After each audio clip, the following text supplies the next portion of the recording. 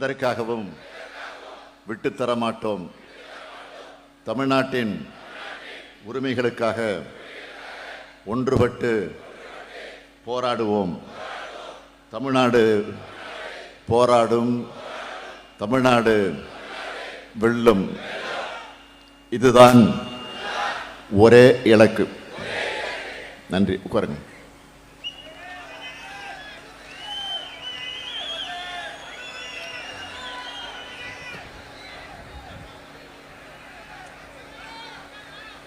தமிழ்நாடு போராடும்,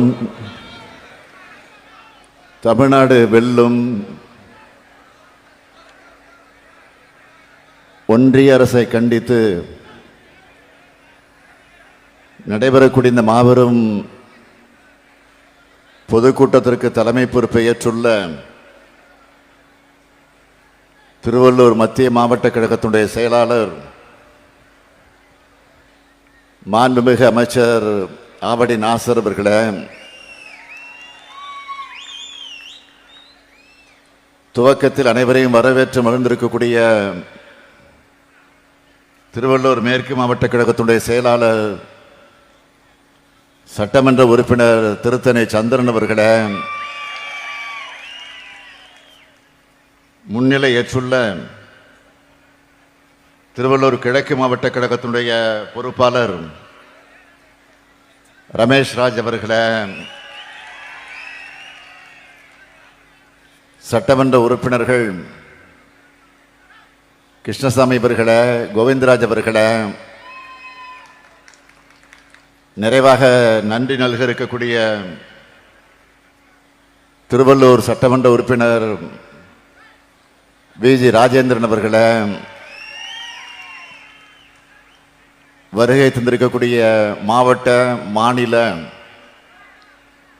மாநகர கழகத்துடைய நிர்வாகிகளே, ஒன்றிய நகர பகுதி பேரூர் கிளைக்கழகத்தினுடைய நிர்வாகிகளே, வார்டு கிளைக்கழகத்தினுடைய செயலாளர்களே, தலைமை செயற்குழு பொதுக்குழு உறுப்பினர்களே, கழகத்தின் முன்னோடிகளே, பல்வேறு அணிகளை சார்ந்திருக்கக்கூடிய அமைப்பாளர்களே, துணை அமைப்பாளர்களே, தொகுதி பார்வையாளர்கள், கழகத்தினுடைய பொறுப்பாளர்களே, பெரியோர்களே, தாய்மார்களே, பெருந்திரளாக திரண்டிருக்கக்கூடிய அன்புக்குரிய நண்பர்களே, தோழர்களே, தொலைக்காட்சி ஊடகத்துறை சார்ந்திருக்கக்கூடிய நண்பர்களே, என் உயிரோடு கலந்திருக்கக்கூடிய தலைவர் கலைஞர் அவர்களின் உயிரினும் உயிரான அன்பு உடன்பிறப்புகளே, உங்கள் அனைவருக்கு என்னுடைய அன்பான வணக்கம். இப்படை தோற்கின் எப்படை வெல்லும் என்று ஒன்றிய ஆட்சியாளர்களை நோக்கி கேட்கின்ற வகையில் திரண்டிருக்கக்கூடிய தமிழினமே, இந்த இனத்திற்காக இனிமை மிகு நம்ம தமிழ் மொழிக்காக, தமிழ்நாட்டின் உரிமைகளுக்காக ஆபத்து வந்தால் வீழ்வது நாமாக இருப்பினும் வாழ்வது தமிழாக இருக்கட்டும் என்று வீர முழக்கமிட்டு எந்த தியாகத்திற்கும் தயாராக இருக்கக்கூடிய திராவிட பட்டாளமே, நம் இனத்தினுடைய நிலத்தின் மொழியின் நலத்தை கெடுக்கின்ற எதிரிகள் எவராக இருப்பினும் துணிவுடன் எதிர்கொள்ளும் திராவிட முன்னேற்ற கழகத்தின் வீர உடன்பிறப்புகளை, திராவிட முன்னேற்ற கழகத்தின் மீது நம்பிக்கை வைத்துக் கொண்டிருக்கக்கூடிய பொதுமக்களை நீங்க எண்ணி பாருங்க. 3 ஆண்டுல நம்ம மாநிலம் எந்த அளவிற்கு முன்னேறி இருக்கு. அதுக்கு முன்னாடி எப்படி இருந்துச்சுன்னு கொஞ்சம் சிந்திச்சு பாருங்க. முந்தைய ஆட்சியாளர்களால் 10 ஆண்டு காலம் பாதிக்கப்பட்ட தமிழ்நாட்டினுடைய வளர்ச்சி வளைந்த முதுகோடு தமிழ்நாட்டின் உரிமைகளை டெல்லியின் காலடியில் அடகு வச்ச ஊர்ந்த அவலம். இதையெல்லாம் கண்டு பொறுக்காத மானமுள்ள தமிழினம் திராவிட முன்னேற்ற கழகத்தின் ஆட்சியை அமைச்சாதான் நாடும் நாட்டு மக்களும் நிம்மதியாக இருக்க முடியும், சுயமரியாதை உணர்வோடு தலைநிமிர்ந்து வாழ முடியும்னு செஞ்சு 2021ஆம் ஆண்டு நடைபெற்ற சட்டமன்ற தேர்தலில் நம்ம கூட்டணிக்கு மாபெரும் வெற்றியை தந்து நம்முடைய திராவிட மாடல் ஆட்சியை உருவாக்குனாங்க. மக்களான நீங்க எங்க மேல வச்ச நம்பிக்கையை நாளும் காப்பாத்தி இந்தியாவே திரும்பி பார்க்கிற திட்டங்களை செயல்படுத்திக்கிட்டு வரோம். கலைஞர் மகளிர் உரிமை திட்டம், விடியல் பயணம், முதலமைச்சரின் காலை உணவு திட்டம், புதுமை பெண் திட்டம், தமிழ் புதல்வன் திட்டம், இல்லம் தேடி கல்வி, மக்களை தேடி மருத்துவம், நான் முதல்வன், இன்னுயிர் காப்போம் நம்மை காக்கும் 48, இதயம் காப்போம் பாதம் பாதுகாப்போம், முதல்வர் மருந்தகம், தோழி விடுதி, கலைஞர் கனவு இல்ல திட்டம், அண்ணல் அம்பேத்கர் தொழில் முன்னோடிகள் திட்டம், ஊட்டச்சத்தை உறுதி செய்ய திட்டம்னு குழந்தைகள், பள்ளி கல்லூரி மாணவர்கள், இளைஞர்கள், மகளிர், உழவர்கள், பாட்டாளிகள், தொழில் முனைவோர், முதியோர், எல்லா தரப்பு மக்களுக்குமான ஆட்சியை நடத்திட்டு வரோம். நம்ம மாநிலத்துடைய வளர்ச்சியை பற்றி உங்க முதலமைச்சரான நான் பெருமையாக சொல்றதை விட ஒன்றிய அரசே சொல்லியிருக்கு. ஒன்றிய அரசு வெளியிடுகிற எல்லா ஆய்வறிக்கைகளிலும் புள்ளி விவரங்களிலும் தமிழ்நாடு தான் முன்னணி மாநிலமாக இருக்கு. அதனாலதான் நம்முடைய திட்டங்களை பிற மாநிலங்களும் தங்களுடைய மாநிலங்களுக்கு எடுத்துட்டு போறாங்க. தமிழ்நாடு வளர்ச்சி பாதைகளை மீண்டும் நடைபோடுது. ஒரு மாநில அரசு சிறப்பா செயல்பட்டு நாட்டுக்கே எடுத்துக்காட்டா இருக்குன்னா அந்த மாநிலத்துக்கு துணை நிற்க வேண்டிய ஒன்றிய அரசோட கடமை. ஆனா ஒன்றிய பாஜக அரசு எப்படிப்பட்ட அரசா இருக்கு? கொள்ளைப்புறம் வழியா தங்களுடைய வலதுசாரி அஜெண்டாவை செயல்படுத்த துணை நின்ன அதிமுக ஆட்சி போயிடுச்சு அப்படிங்கிற கோபத்தோடும் மறுபடியும் தமிழ்நாடு தலைமிருந்து நடைபோடுதே என்ற பொறாமை உணர்வோடும் நம்முடைய செயல் திட்டங்களுக்கு திமுக அரசு தடையா இருக்க, தமிழ்நாட்டுக்கும் தமிழர்களுக்கும் காவல் அரணா இருக்கேன்னு என்ற எரிச்சலோடும் எப்படியெல்லாம் இடைஞ்சல் தர முடியுமோ, எந்த வகையிலெல்லாம் தடை கருக்களை போட முடியுமோ, எதையெல்லாம் செஞ்சு நம்மோட நிம்மதியை கெடுக்க முடியுமோ அதையெல்லாம் முன்வந்து செய்யறாங்க. சிறுமைப்படுத்த நினைக்கிறாங்க. நம்மோட உரிமைகளை பறிக்கிறதையும் தமிழ்நாடு கொச்சைப்படுத்துறதையும் நம்மால் அமைதியா பார்த்துட்டு இருக்க முடியுமா? ஆட்சி பொறுப்பில் இருக்குங்கிறதுக்காக பதவி சுகத்துக்காக ஒன்றிய அரசு கிட்ட பணிஞ்சு போற முதுகெலும்பு இல்லாத அடிமை கூட்டம் இல்ல நாம். சுயமரியாதையும் இனமான உணர்வும் உள்ள திராவிட முன்னேற்றக் கழகம் ஒன்றிய அரசோட எதாச்சகத்துக்கு எதிராக போராடுகிற திமுகவோட போராட்ட குணத்தை பார்க்க வேண்டிய நிலையை உருவாக்கி இருக்கிறாங்க. இன்னைக்கு தமிழ்நாடு முழுக்க ஒன்றிய பாஜக அரசை கண்டிச்சு தமிழ்நாடு போராடும், தமிழ்நாடு வெல்லும்ங்கிற கண்டன பொதுக்கூட்டங்களை நாம நடத்திக்கிட்டு இருக்கிறோம். நம்மை பொறுத்த வரைக்கும் ஆளுங்கட்சியாக இருந்தாலும் எதிர்கட்சியாக இருந்தாலும் சட்டமன்றம், நாடாளுமன்றம், மக்கள் மன்றம்னு என்னைக்கு மக்களுக்கான குரலா ஒழிப்போம்.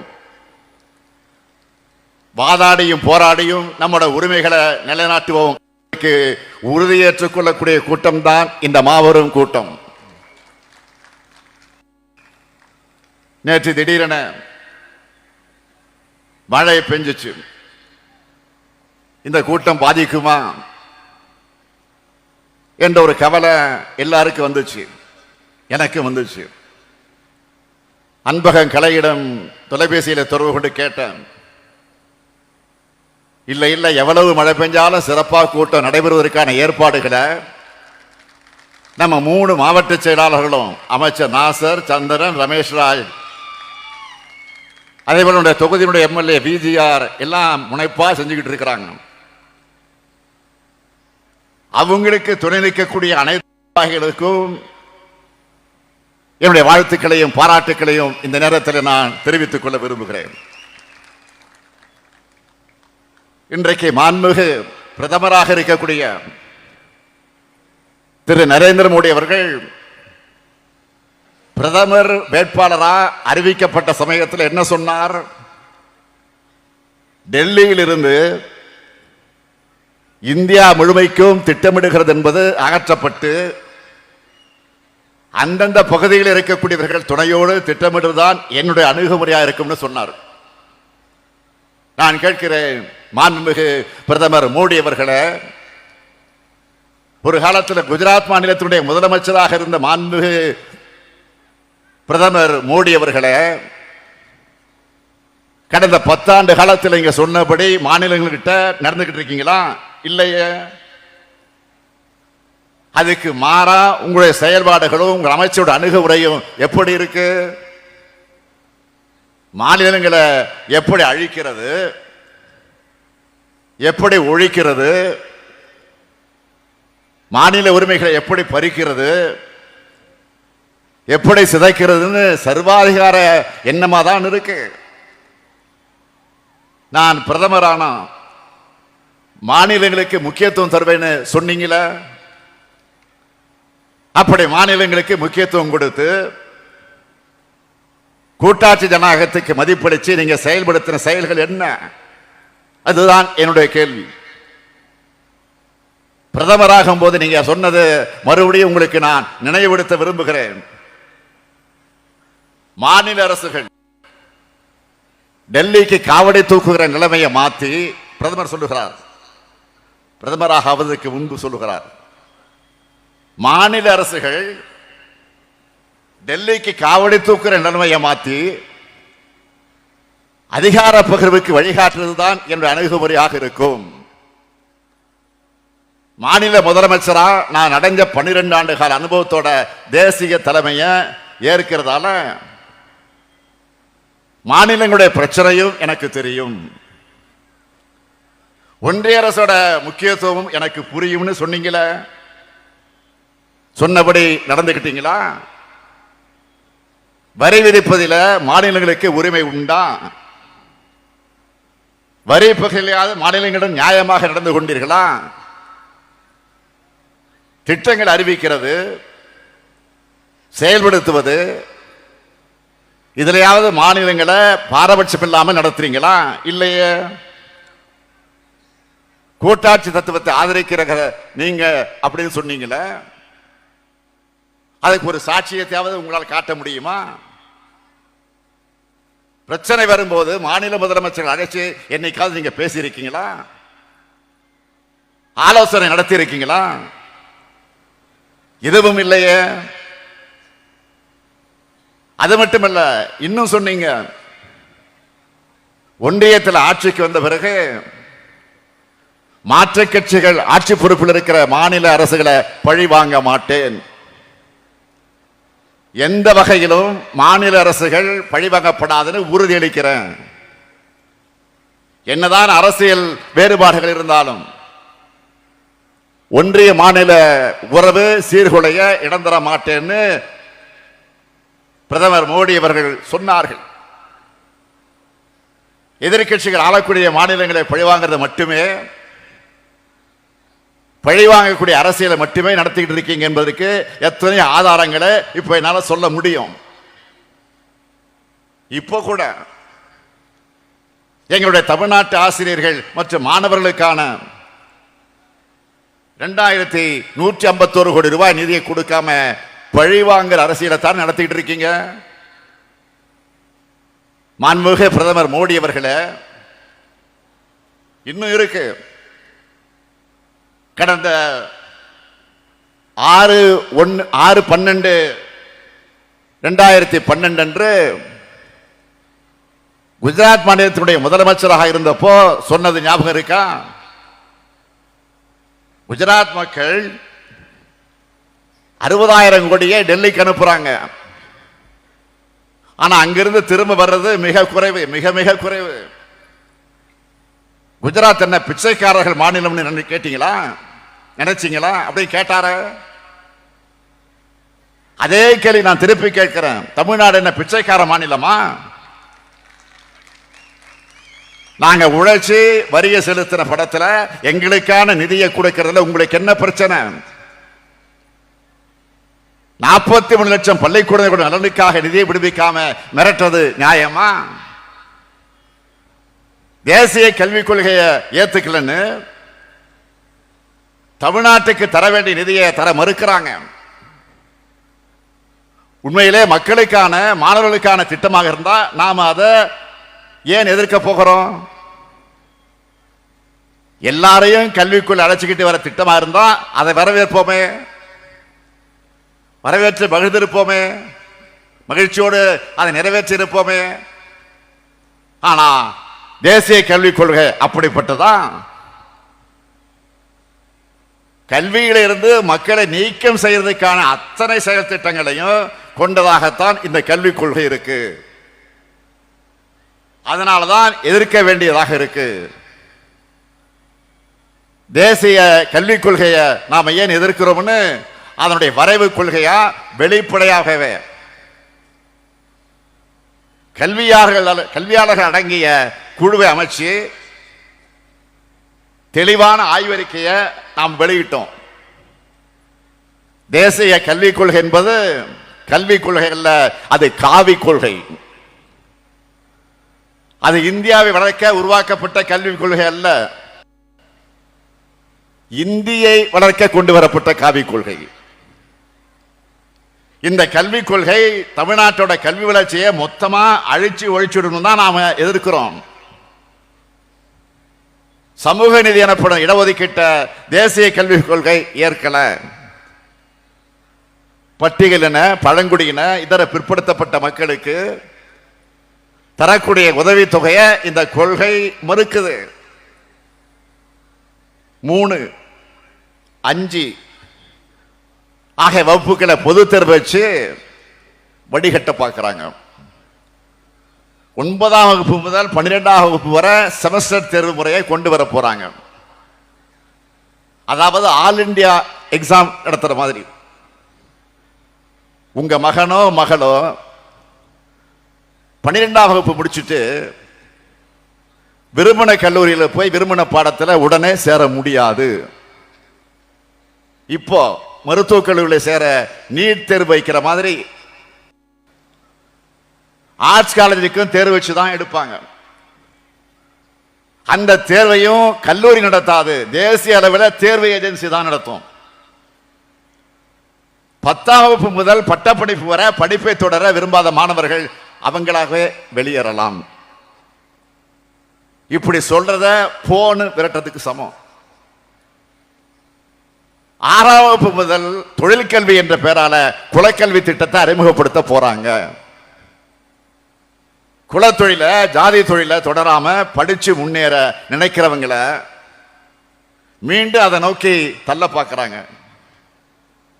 இதையெல்லாம் பார்த்துத்தான் தேசிய கொள்கை ஏற்றுக்க மாட்டோம்னு ஆணித்தரமாக சொல்றோம்.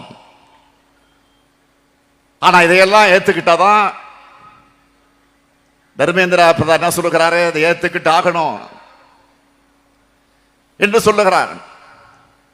இல்லைன்னா பணம் கிடையாது மறுக்கிறார். 2000 கோடி கிடையாது சொல்லுகிறார். உடனே நான் சொன்னேன் 2000 கோடி நான் 10,000 கோடி தந்தாலும் ஏத்துக்க மாட்டோம் என்று ஸ்ட்ராங்கா நான் சொல்லிட்டேன். அந்த கோபத்தில் தான் அமைச்சர் தர்மேந்திர பிரதான் தமிழ்நாட்டை சேர்ந்தவங்க மேல கோபப்படுகிறார். நமக்கு ஜனநாயகத்தன்மை இல்லையாம், நாகரிகம் இல்லையாம். கல் தோன்றி மண் தோன்றா காலத்தை முன்தோன்றிய இனம் நம்முடைய தமிழினம். உலகத்துக்கு யாதும் ஊரே யாவரும் கேளீர் என்ற பண்பாட்டை உருவாக்கி கொடுத்துச்சு. அத்தகைய தமிழர்களுக்கு ஜனநாயகம் தெரியாதா, நாகரிகம் தெரியாதா? வந்தாரை வாழ வைக்கும் தமிழ்நாடு இது. பிறப்புக்கும் எல்லா உயிருக்கும் அறம் பேசுற தமிழகத்துக்கு ஜனநாயகத்தை பத்தி வகுப்பு எடுக்காதீங்க. நீங்க என்னமோ ஹெட்மாஸ்டர் மாதிரி, நாங்க என்னமோ ஸ்டூடெண்ட் மாதிரி எங்களுக்கு வகுப்பு எடுக்க வந்திருக்கிறீங்களா? விடமாட்டோம். தமிழ்நாடு விடாம போராடுறத நீங்க தாங்கிக்க முடியாம தமிழ்நாட்டை சேர்ந்தவங்க நாகரிகமற்றவர்கள் சொல்றார் ஒன்றிய அமைச்சர் தர்மேந்திர பிரதான் அவர்கள். தமிழ்நாட்டை கொச்சைப்படுத்துவதுதான் உங்களுடைய வழக்கம். ஏற்கனவே பார்த்தோமே, ஒடிசா மாநிலத்தில் தேர்தல் நடந்தப்போ மரியாதைக்குரிய நவீன் பட்நாயக் அவர்களின் செயலாளரா நம்முடைய தமிழ்நாட்டை சார்ந்த ஒருவர் இருந்தார். தமிழ்நாட்டை சார்ந்த ஒருவர் இருந்தார் என்பதற்காக பிரதமர் மோடியும் உள்துறை அமைச்சரும் தமிழ்நாட்டை எப்படியெல்லாம் கொச்சைப்படுத்தினாங்க. ஜெகநாதர் கோயில் கருவூல சாவிய தமிழ்நாட்டுக்கு திருடிட்டு போயிட்டாங்க. நாங்க ஆட்சிக்கு வந்ததும் அந்த கருவூல சாவி தொடர்பான விசாரணை அறிக்கையை பொதுவில் வெளியிடுவோம் அப்படின்னு பேசினாங்களா இல்லையா? ஜெகநாதர் கோயில் கருவூல சாவிக்கு தமிழ்நாட்டுக்கு என்ன சம்பந்தம்?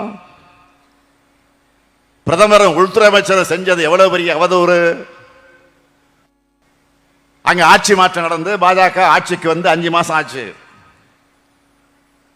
கருவூலச்சாவி எங்கன்னு ஒடிசா மாநிலத்தினுடைய எம்பி ஒருவர் நாடாளுமன்றத்தில் பேசி இருக்கிறார். தமிழர்களை திருடர்னு சொன்னதை உடனே வாபஸ் பெறுங்கன்னு அந்த எம்பி சொல்லி இருக்கிறார். இதை கேட்டு அவையில் வாய்மூடி மௌனம் சாதிச்சிருக்கிறாங்க. இதுதான் அநாகரிகம்.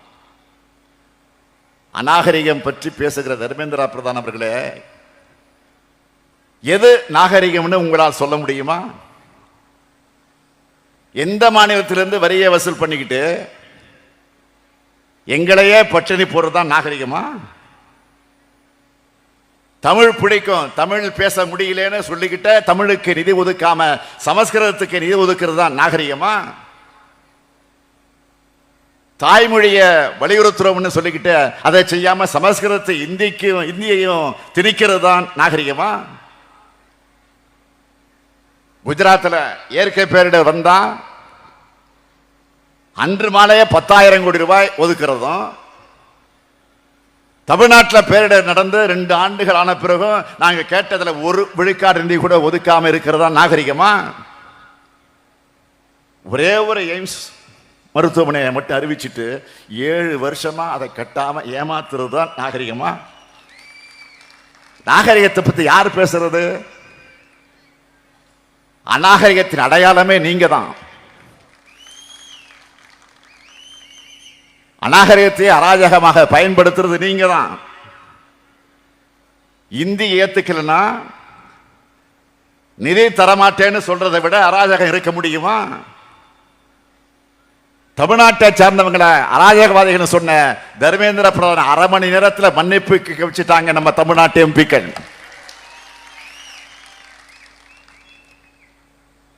இந்த போர்க்குணத்தை அவங்களா தாங்கிக் கொள்ள முடியல. அதனால்தான் தமிழ்நாட்டிலிருந்து வர உறுப்பினர் எண்ணிக்கையை குறைக்க சதி செய்யறாங்க. தொகுதி மறுசீரமைப்பு எனும் கத்தி தென்னிந்தியாவுடைய தலைக்கு மேல தொங்கிக்கிட்டு இருக்கு. இதனால தமிழ்நாடு கடுமையா பாதிக்கப்படுது. தமிழ்நாட்டில் இப்போ 39 மக்களவை தொகுதிகள் இருக்கு. பாண்டிச்சேரி ஒன்று, அது 40, அது வேற. தமிழ்நாட்டில் 39. இதை குறைக்கிற அபாயம் நெருங்கிக்கிட்டு இருக்கு. பொதுவா மக்கள் தொகை வச்சுதான் தொகுதி மறுசீரமைப்பு செய்யப்படுது. மக்கள் தொகை குறைவா இருக்கிறதுனால நாடாளுமன்ற தொகுதி எண்ணிக்கையும் குறையும். தமிழ்நாடு மொத்தமா 8 மக்களவை இடங்களை இழக்கும்னு தெரியுது. அதாவது இனி தமிழ்நாட்டுக்கு 39 இல்ல, 31 எம்பிக்கள் தான். நமக்கான பிரதிநிதித்துவம் குறைஞ்சு அதிக மக்கள் தொகை கொண்ட மாநிலங்களுக்கு அதிக பிரதிநிதித்துவம் கிடைக்கும். வட மாநில பகுதிக்கு தமிழ்நாட்டினுடைய குரல் நசுக்கப்படும். இது ஏதோ வெறும் உறுப்பினர் இணைக்க பற்றிய கவலை மட்டும் இல்லை. நமக்கு நம்ம மாநிலத்துடைய உரிமையை சார்ந்தது. இதை வச்சு அனைத்து கட்சி கூட்டத்தை நாம் கூட்டினோம். பாஜக நீங்களாக, ஓரிரு உதிரி கட்சிகள் நீங்களாக, மற்ற கட்சிகள் எல்லாம் வருகை தந்து நம்முடைய கருத்துக்களுக்கு வலு சேர்த்தாங்க. இது தமிழ்நாட்டுடைய பிரச்சனை மட்டுமல்ல, தென் மாநிலங்களின் பிரச்சனை என்ற காரணத்தால் இன்னும் சில மாநிலங்களும் இதனால் பாதிக்கப்படும். ஆகவே எல்லோரையும் ஒன்று சேர்க்கிற முயற்சிகளை இறங்கி இருக்கிறோம். தென் மாநிலங்களை எதிர்பார்த்த வெற்றியை பெற முடியாத பாஜக வட மாநிலங்களை பெறக்கூடிய அந்த வெற்றியை வச்சு ஆட்சியை தக்க வச்சுக்கலான்னு பார்க்குது. சரி, தங்களுக்கு செல்வாக்கான மாநிலங்களுடைய எம்பிக்கள் எண்ணிக்கை அதிகரிச்சுக்கிட்டு பார்க்கிறாங்க. இத திமுக தடுத்து நிறுத்தும். தென் மாநில கட்சி அனைத்தையும் சேர்த்துக் கொண்டு தடுப்போம். தொகுதி மறுசீரமைப்பில் பாதிக்கப்பட மாநிலங்களை சேர்த்து கூட்டு நடவடிக்கை குழு அமைக்க இருக்கிறோம். ஆந்திரா, தெலுங்கானா, கர்நாடகா, கேரளா, ஒடிசா, மேற்கு வங்கம், பஞ்சாப் ஆக 7 மாநிலங்கள் இருக்கக்கூடிய 29 கட்சிகளுக்கு நான் கடிதம் எழுதியிருக்கிறேன். நம்முடைய பிரதிநிதிகள், அமைச்சர், நாடாளுமன்ற உறுப்பினர்கள் எல்லாம் நேரடியாக சென்று இந்த கடிதங்களை சம்பந்தப்பட்ட இடத்திலே கொடுத்திருக்கிறார்கள். 2 நாட்களாக கொடுத்து கொண்டிருக்கிறார்கள். அது மட்டும் பிற மாநில முதலமைச்சரோடு நானே நேரடியாக தொலைபேசியிலே காலையிலிருந்து தொடர்ந்து பேசிக் கொண்டிருக்கிறேன். ஒவ்வொரு மாநிலத்திற்கும் ஒரு அமைச்சர், ஒரு எம்பி அடங்கிய குழு சென்று இந்த கருத்தை எடுத்து சொல்றாங்க. விலைக்கு நேரடியாக போய் சொல்லிட்டு இருக்காங்க. இதனுடைய தொடர்ச்சியா சென்னையில் பல்வேறு மாநில கட்சிகள் கலந்து கொள்ளக்கூடிய கூட்டத்தை மார்ச் 22ஆம் தேதி நடத்த இருக்கிறோம். இந்திய நாட்டினுடைய கூட்டாட்சி அமைப்புக்கும் ஜனநாயக கொள்கைகளுக்கும் அச்சுறுத்தலை ஏற்படுத்துறதா தொகுதி மறுசீரமைப்பு இருக்கு. 39 எம்பிக்கள் குரலையே ஒன்றிய அரசு ஏற்க மறுக்கிற நிலையில இந்த எண்ணிக்கை இன்னும் குறைஞ்சாலோ குறைக்கப்பட்டாலோ அது தமிழ்நாட்டுக்கு இழைக்கப்படுகிற அழிக்க முடியாத அநீதியாகிவிடும். பல்வேறு மாநில கட்சிகளும் இணைந்து எடுக்கிற முடிவின்படி அடுத்த கட்ட நடவடிக்கைகளை நாம் எடுப்போம். நிதி தரமாட்டோம், அதிகாரத்தை பறிப்போம். இதை கேள்வி கேட்டா தொகுதி எண்ணிக்கை குறைப்போம் என்ற அளவுக்கு எதேச்சதிகார ஆட்சியை நடத்திட்டு இருக்கக்கூடிய பாஜக, உறுதியோடு சொல்றேன், பாஜகவோட இந்த பாசிச நடவடிக்கைகளுக்கு நாம் எந்த காரணத்தை கொண்டும் உயிரே போனாலும் அடிபணிய மாட்டோம்.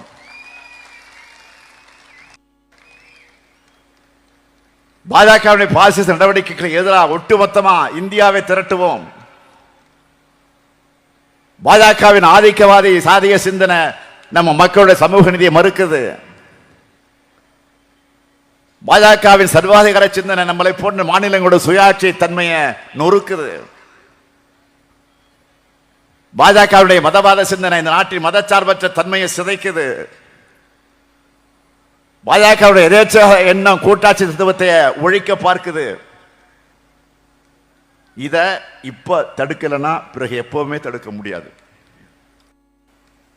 சமூக நீதி, மதச்சார்பின்மை, கூட்டாட்சி இந்தியா, மாநில சுயாட்சி கோட்பாடுகளின் கீழ் இந்தியாவை அணி திரட்டுவோம். அப்படி அணி திரட்டினா மட்டும்தான் இந்தியாவை காப்பாற்ற முடியும். அதனால தமிழ்நாடு போராடும், தமிழ்நாடு வெல்லும் என்ற போராட்டமானது இந்தியா முழுமைக்குமான போராட்டமாக மாறப்போகுது. பிரதமர் மோடி அவர்களே, உங்களுக்கு என்னுடைய வேண்டுகோள், இந்தியை வளர்க்கிறதை விட இந்தியா வளர்க்க பாருங்க. எத்தனை ஆயிரம் கோடி செலவழிச்சாலும் சமஸ்கிருதத்தை வளர்க்க முடியாது. மக்களால் பேசப்படாத மொழி, மொழியை வளர்க்க கோடி கோடியாக கொட்டி கூப்பீங்க. உலகமெங்கும் பல நாடுகளில் அரசு அங்கீகாரத்தோடு மக்களால் பேசப்படுகிற எங்க தமிழ் மொழிக்கு ஓரவஞ்சனை செய்வீங்களா? நாடு இப்ப என்ன நிலையில் இருக்கு? பிரதமர் அவர்களே, ஜிடிபி எனப்படும் இந்திய நாட்டினுடைய உள்நாட்டு உற்பத்தியை என்னவா வச்சிருக்கிறீங்க? கடந்த அக்டோபர் டிசம்பர் ஆகிய 3வது காலாண்டுல 6.8 விழுக்காடா வளரணும்னு சொன்னாங்க. ஆனா 6.2 விழுக்காடு தான் வந்திருக்கு. இதுதான் உங்களுடைய வளர்ச்சி இந்தியாவா? அமெரிக்க டாலருக்கு நிகரான இந்திய ரூபாய் மதிப்பு சரிஞ்சு சரிஞ்சு படுபாதளத்துக்கு போகுது. 2014ஆம் ஆண்டு நீங்க ஆட்சிக்கு வரும்போது அமெரிக்க டாலருக்கு இணையான இந்திய ரூபாயினுடைய மதிப்பு 58 ரூபாய் 47 பைசாவா இருந்துச்சு. இப்போ 2025ஆம் ஆண்டு 87 ரூபாய் 99 பைசா ஆயிடுச்சு. இதுதான் இந்தியாவுக்கான வளர்ச்சியா? அமெரிக்க பொருள்கள் மீது விதிக்கிற கூடுதல் வரியை குறைக்க இந்தியா ஒத்துக்கிட்டாங்கன்னு அந்த நாட்டினுடைய அதிபர் வெளிப்படையா பேட்டி அளிச்சிருக்கிறார். இது அவமானம் இல்லையா? இந்தியாவுக்கு இருக்க மதிப்பு மரியாதை இதுதானா? இந்தியாவுடைய மதிப்பை உயர்த்த நீங்க எடுத்த நடவடிக்கை என்ன? 2 ஆண்டுகளா மணிப்பூர் 10 எரியுது, 250 பேர் பலியாக இருக்காங்க. 2 நாட்களுக்கு முன்னாடி கூட வன்முறை நடந்திருக்கு. இதை தடுக்க ஒரு சிறு திரும்பை கூட ஒன்றிய பாஜக அரசு போடல, நடவடிக்கை எடுக்கல. நாங்க ஆட்சிக்கு வந்தா ஒரு மீனவரை கூட கைது செய்ய மாட்டாங்கன்னு சொன்னவர் யாரு? மோடி. அவருடைய 10 ஆண்டுகள் ஆட்சியில் 3000 பேர் கைது செய்யப்பட்டிருக்கிறாங்க. கடந்த ஆண்டு மட்டும் 530 பேர் மீனவர்கள் கைது செய்யப்பட்டிருக்கிறாங்க. இந்த ஆண்டு இந்த 2 மாசத்துல 130 பேர் கைது செய்யப்பட்டிருக்கிறாங்க. சின்ன நாடான இலங்கை கூட உங்களை மதிக்கலையே. இதுதான் உங்களுடைய பரிதாபங்கள். அதனால்தான் அதல பாதாளத்துக்கு இந்தியா இறங்கிக்கிட்டு இருக்கு. இதை தடுக்க வேண்டிய கடமையும் பொறுப்பும் மாநில கட்சியாக இருந்தாலும் திமுகவுக்கு இருக்கு. இந்தியாவில் மக்களாட்சியை காக்கக்கூடிய முன்னணி படையா திராவிட முன்னேற்ற கழகம் திகழ்னு அண்ணா அவர்கள் சொன்னார. அத்தகைய முன்னணி நாம செயல்படுவோம். அதற்கு உதாரணம், நாடாளுமன்றம் தொடங்கினதிலிருந்து மீடியாவில் பார்த்தீங்கன்னா இப்ப வரைக்கும் தமிழ்நாட்டை பத்தி தான் எல்லா ஒன்றிய அமைச்சர்களும் பேசுறாங்க. நான் அவங்களுக்கெல்லாம் சொல்லிக்கொள்ள விரும்புவது, நீங்கள் நாள்தோறும் வசைபாடினாலும் தமிழ்நாடு தொடர்ந்து போராடும், தமிழ்நாடு இறுதி வரை போராடும், தமிழ்நாடு இறுதிகளை வெல்லும் வெல்லும் வெல்லும் வெல்லும். விடைபெறுகிறேன். நன்றி, வணக்கம்.